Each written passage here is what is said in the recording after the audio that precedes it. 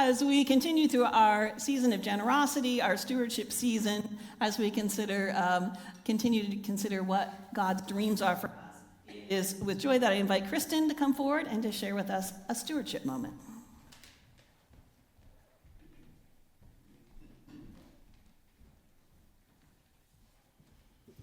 Wow, that's really close. I don't like speaking, so forgive me. Dreaming God's dream. I love that this is our theme this year. It invites us each to look at how we personally live out things that matter most. When I think about what this means for me, I come back to a set of values that guide my own life.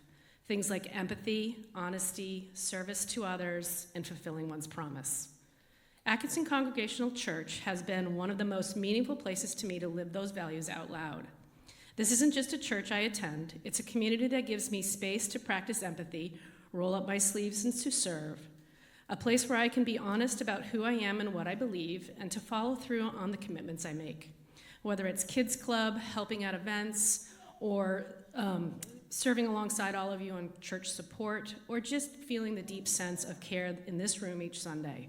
This church has shaped how I try to show up for others. But holding those values is one thing.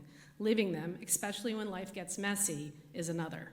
And that's where my stewardship moment begins. In May of 2024, fulfilling my pledge promise suddenly became a lot harder. My company had a large reduction in workforce, and I was unfortunately impacted.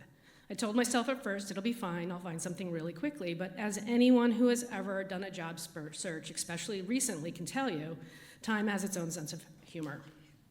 I wasn't eating ramen noodles every night, but cash flow definitely became a challenge, and suddenly my 2024 pledge, something that mattered a lot to me, felt at risk.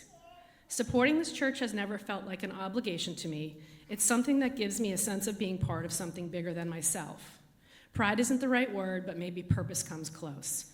So watching that pledge slip out of reach brought me a lot of anxiety. I prayed on it, I talked to Pastor Jim and a couple of others, and finally I shared it with my father. And that conversation changed everything. He reminded me that giving doesn't have to come from only our checking accounts. He told me about how he had been using qualified charitable distributions from his IRA since he turned 70. And that giving through shares or retirement funds is not only allowed, but for some people a smarter way to give. Hearing that, it felt like someone had opened a window in a stuffy room. And since the end of the year was approaching, I reached out to Hank and Cheryl. Receiving those types of funds wasn't something the church had set up yet, but they jumped right in and made it happen for me. And that was amazing to work with them. In fact, if you've been reading any of the e-newsletter articles lately, Hank's been sharing articles exactly on this topic. So my message might not be the most emotional part of stewardship, but it's an important one. If this approach interests you, QDCs, shares of gifts of stock or other non-cash giving, you can talk to Hank or Cheryl, and they've now built a process around this, and they can walk you through it. For me, being able to continue to give this way didn't just help me fulfill a pledge, it helped me continue dreaming God's dream for this church and the community we're building together, and that has given me a tremendous sense of gratitude. Thank you.